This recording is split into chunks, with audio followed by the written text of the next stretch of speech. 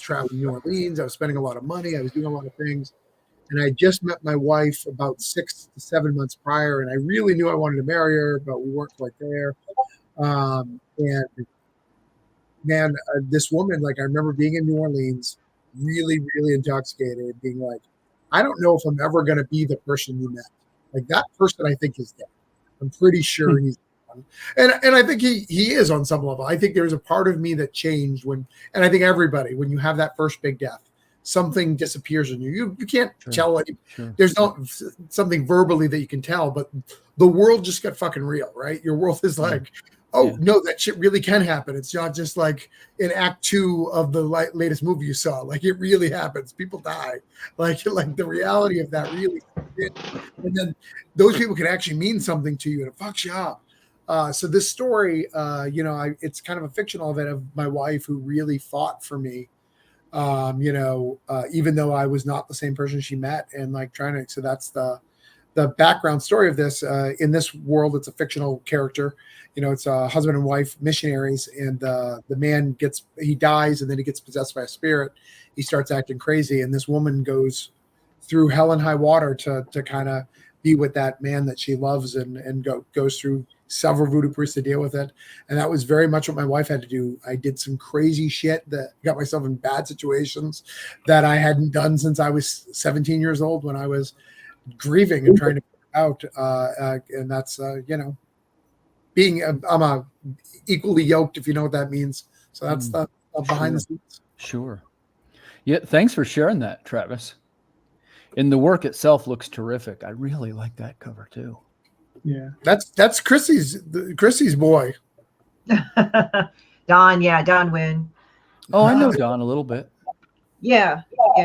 He's one of our social media teams in the Comic Art Professional Society. But yeah, he does a lot of work. I joke at him and I said, "Are you a whore?" Because it's like he whores himself out. But he's good at sharing. I know, like he's kind of been busy because I know he's had a heavy backlog. That I know. You're welcome. I mean, he's welcome. It's okay.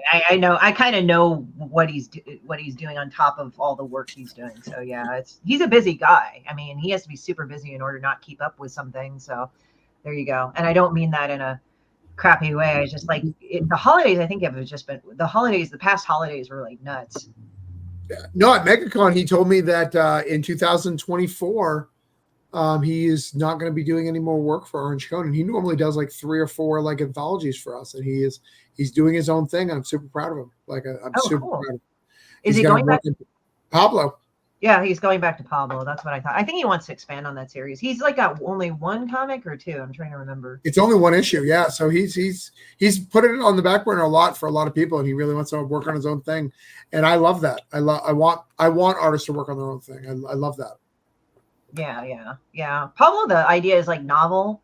It's like one of those things where it's novel but so random, like Teenage Mutant Ninja Turtles. It's like, wow, this is kind of silly and shit and almost stupid. And I'm not saying that to demean anybody, but it's like when you think about it, it's like so random but it's brilliant because it was like a big selling series. So there you go. Mm-hmm. Right. It doesn't need to make sense for it to do well.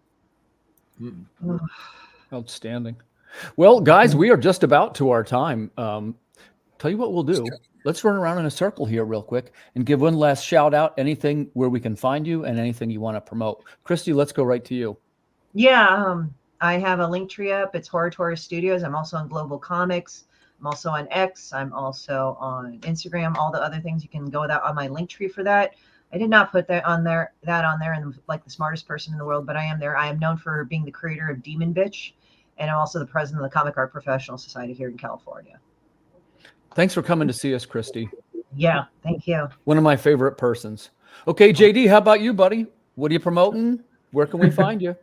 I'm the writer and creator of the Oswald Chronicles, Tall Tales, and you can find the Oswald Chronicles currently. Well, probably a Friday. Next Friday will be back up on Kickstarter, but there's a pre-launch page that's available, so you can sign up and get up on there early. And you can find me Sunday nights on YouTube on Talking Comics on a Sunday night.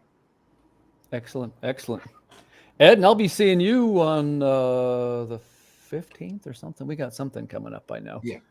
Ed and I got something on the books. But for tonight, man, thanks for jumping in here at the last minute. Tell us who you are and how we can support you. So Ed Davis, current issue that's up on pre-launch on Kickstarter right now is Immortal Era issue 9. By far, it's my favorite issue of the series that's going to come out. If you've read the series, there's a character named Father. This is his full backstory. So we get the backstory that led him into the underground, while also opening up and answering all these questions that I've been laying little hints at in this world. So we have some huge reveals coming up in issue 9, 32 pages, our biggest issue yet.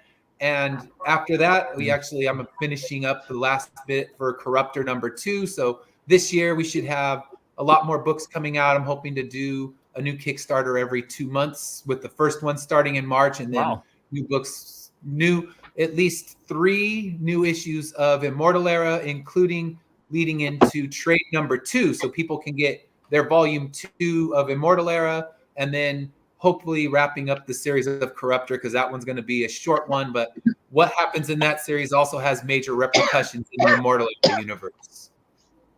Cool, man. Well, congrats. That's an accomplishment, getting that many issues published. And Travis, how about you, buddy? Thanks for jumping in at the last minute. Always a pleasure to see you. Tell us who you are and where we can support you. I know you want me to do that, but JD said something that I have a question about.